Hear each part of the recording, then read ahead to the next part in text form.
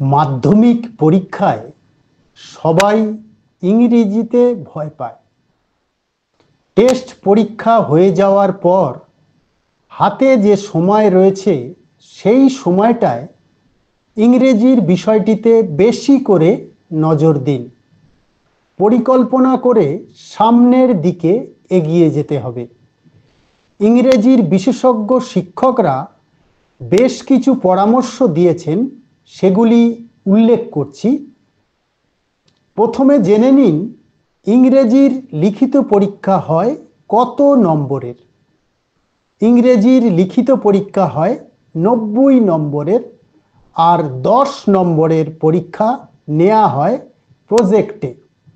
90 নম্বরের মধ্যে 20 নম্বরের MCQ প্রশ্ন থাকে, এছাড়া SAQ প্রশ্ন থাকে। 20 নম্বরের অংশটির প্রস্তুতির জন্য পড়ুয়াদের ভালো করে খুঁটিয়ে পাঠ্য বইটি পড়তে হবে। গত 3-4 বছরের প্রশ্ন ভালো করে সলভ করতে হবে।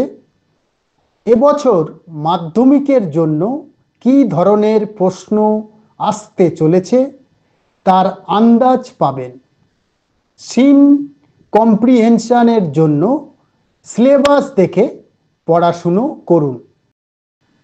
আনসিন কম্প্রিহেনশনের জন্য অবশ্যই ইংরেজি সংবাদপত্র পড়তে হবে। সম্প্রতি ঘটে যাওয়া নানা বিষয়ের উপর সংবাদপত্র পড়তে হবে, অবশ্যই তা খুঁটিয়ে। পাশাপাশি ইংরেজি গ্রামারের উপর বিশেষ জোর দিতে হবে।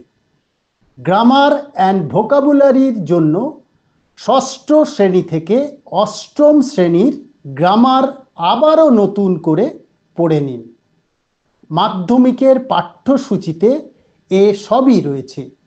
অন্যদিকে রাইটিং স্কিলের জন্য 30 নম্বর রয়েছে, যার জন্য ভালো করে প্র্যাকটিস করতে হবে।